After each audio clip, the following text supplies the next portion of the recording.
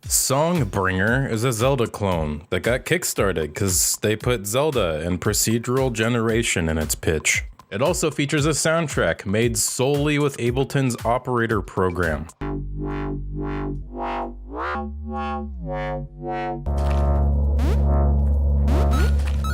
This game was developed by one man over 3 years, maybe? Even though the credits show a lot of other people, no one knows. Also, I want to state before this review that I think it's awesome this guy got to work on his passion. It's impressive what he's made on his own. But I'm still gonna look at this thing as any other game or any other indie game and base my criticism on that. So let's get into it. So Songbringer is marketed as an old school Zelda game with roguelite elements like permadeath and randomly generated worlds. Now I'll just come out and say it. The original Zelda doesn't stand the test of time, and maybe that's a pun, I don't know. Back then it was groundbreaking, but playing it today you'll just go, what?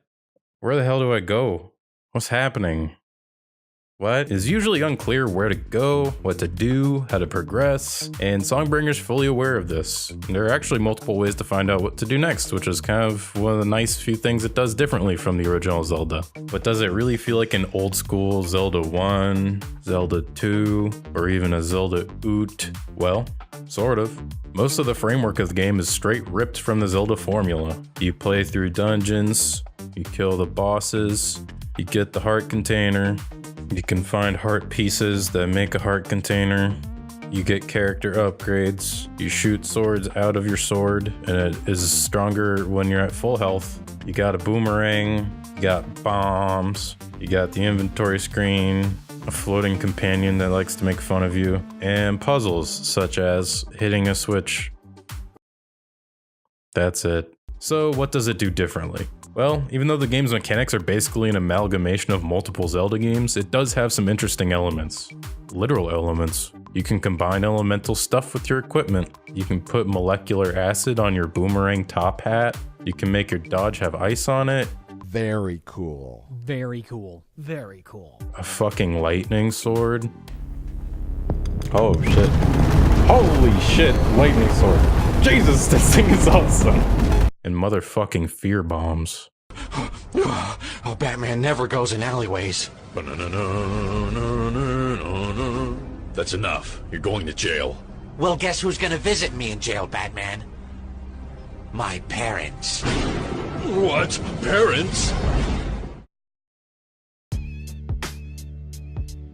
Now before I get in depth on the review, I want to quickly touch on the style of the game. The simple graphics and simple sound design are used really well. At first look, yeah, it does look like a lot of other indie pixelated graphic styles you see all over the place now. But the animations and particle effects and the environments are all pretty well done in a minimal fashion.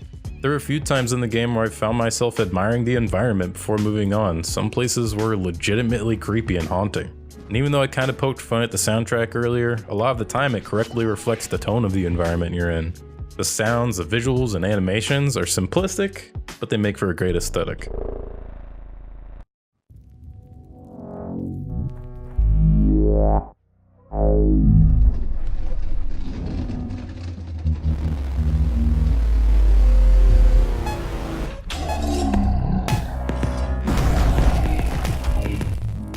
I was honestly worried about what the combat was going to be like when I bought this game. Would there be Z targeting in some weird way, or would it not control that well?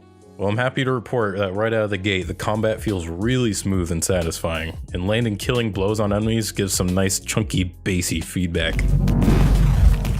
There are also loads of upgrades you'll get throughout the playthrough, like the blink upgrade to your dash, a stronger sword, a longer boomerang range, and so on, that really enhance what feels like an already satisfying gameplay system. Overall, the combat, upgrades, and crafting are some of the high points of the game. There's no character progression in terms of stats, leveling, experience, or anything like that, but it really doesn't need it. The progression's done through upgrades, and that does the job just fine.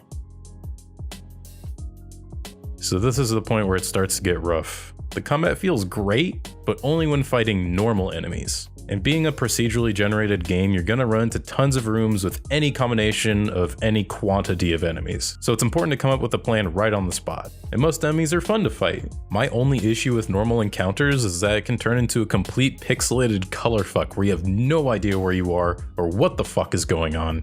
And then there are the bosses, and they can be really boring and frustrating. They're either a case of, am I even doing the right thing to beat this boss? Or it's a case of, oh, does it just have a metric fuck ton of HP? And the answer is usually both. Let's look at Crocodile Dildo Dix, for example. That's his real name, it's in the game. He'll cast a completely unavoidable ice spell throughout the entire fight, in which you can't attack or dash away. If you're lucky, you can kind of get out of it, but there's not really a consistent way to get out of it.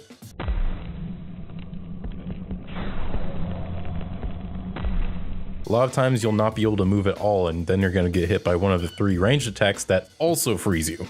Now this could all be remedied if there was just maybe some indicator saying, hey, the AoE spell is going to be right here.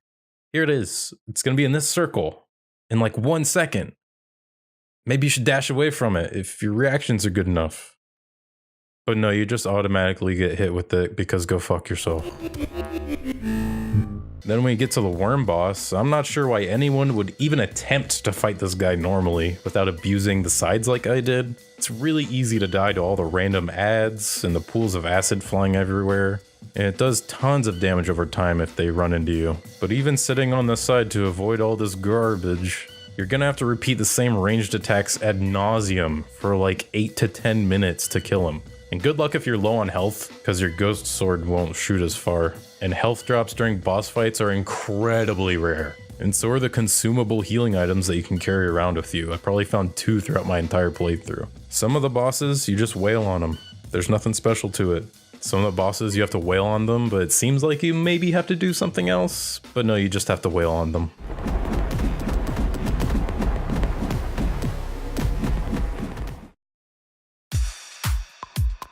You play as Rock, a space pirate, or a merchant, or something. I just played it and I honestly have no idea what this crew was doing. You're flying around on a spaceship called the Songbringer, the title of the game. A name that implies that there's probably some sort of musical instrument Zelda type element to the game, but there isn't. It's just the ship. This makes me think that there was probably a lot of people kickstarting the game that thought there was some kind of Ocarina of Time element to it. And that kind of worries me. It's a little iffy. I'm not going to make any assumptions or conspiracies on it, but like, come on.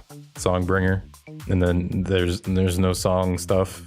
Alright, so Rock and his crew are sent to investigate the planet Isenkinfens. They get hit by a storm and then they crash land. And Rock immediately finds a magical sword that awakens an evil demon, goat, and lizard army who are up to no good.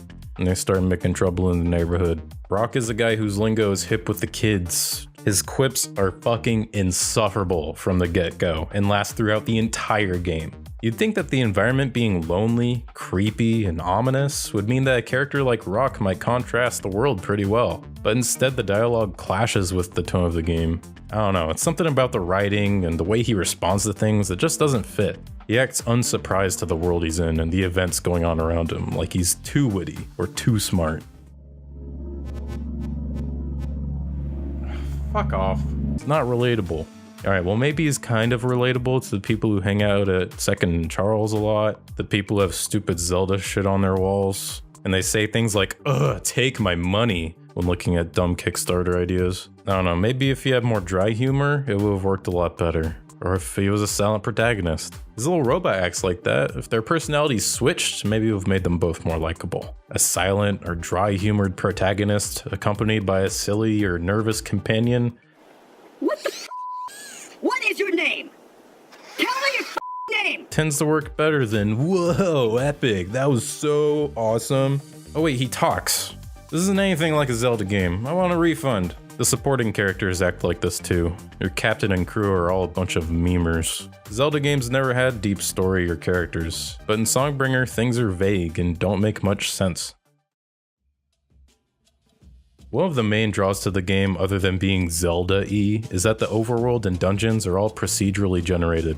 It's a whole new game every time you play, except 90% of the overworld and dungeons are all the fucking same. There are lots of areas and rooms with nothing in it.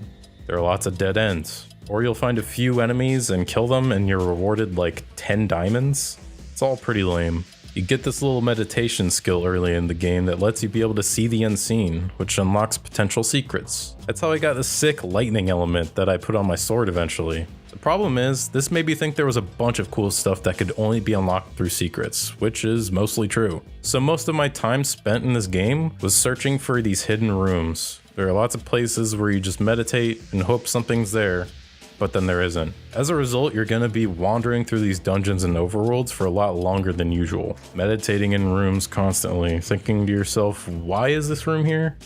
It must have some kind of secret. Why else would this empty, dead-end room be here? Why am I spending my time doing this? Did I pay my power bill? Why am I editing this video instead of having a social life? Anyways, it just ends up wasting your time. Your robot will also make fun of you for uselessly meditating. And sometimes your meditation just opens up a secret passage to a room you've already been to. That always felt like a slap in the dick. So the angle of having randomly generated worlds implies that every playthrough will be different, right? I have two issues with this in this game.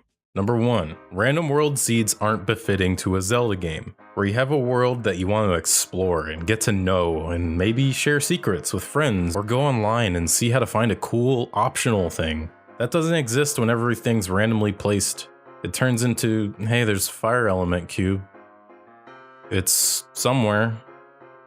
I don't know, go meditate more. Number two, the other issue is that you're finding upgrades to your character that don't change from playthrough to playthrough. You just find them in different places. You're always gonna get the blink dash upgrade, or the magnetic boomerang upgrade, or whatever else. You know, generally in roguelikes and roguelites, you'd get randomly generated items, weapons, characters, and spells in each playthrough. It seems superfluous to replay the game where you know you're gonna get the same upgrades, they're just in different spots on the map. So the random worlds really only serve to add a permadeath mode to the game, which I don't recommend you trying on your first playthrough. I actually think Songbringer could have been a better game with a set world, with characters, quests, and events placed with intent. I think that way you could have had a better narrative and a better story. But the goal of the game was to have the randomly generated stuff, so the game does that part at least pretty well. Songbringer is a decently fun game to play through. The combat's good, finding new weapon and element combinations are interesting, and the character upgrades feel rewarding and satisfying. But the bosses, the dull, randomly generated world, the dumb character, and the bland story, all of these things bring down what could potentially be a really good indie title. It feels like a lot of good ideas were thrown into a pot, but it didn't come out as good as it sounded. It's like when you have a recipe idea that you think is gonna be fucking amazeballs, and then you make it, and then you try it, and you're like, it wasn't as good as I thought it was gonna be, but I'll still finish it. You know, it's pretty good. It's like somebody put a bunch of descriptors for a video game in a hat and drew like 5 or 6 times and said, yeah, I'll make that game. However, clearly it has a lot of love put into it, and a level of polish that a lot of indie games wish they had. This game gets a 6 out of 10. Competent, above average indie game, but it just fell off in a little too many places. At the end of each dungeon, I would just groan and be like, please don't be another frustrating, dumb boss. And then it usually was. I think that, and then the overworld being mostly empty, really brought this game down from 8 or 7 down to a 6. So that's my review. Thanks for watching. Subscribe for more garbage like this. If you disagree with my opinions or demand that I like this game because it's Zelda and procedurally generated, then post your pitchforks in the comments. Tell your kids, tell your wife, tell your dogs about this video. It would really help me out. And I'll see you guys in the next video. Dead parents. You let him get away? Oh my god, are you crying? No, it's just raining.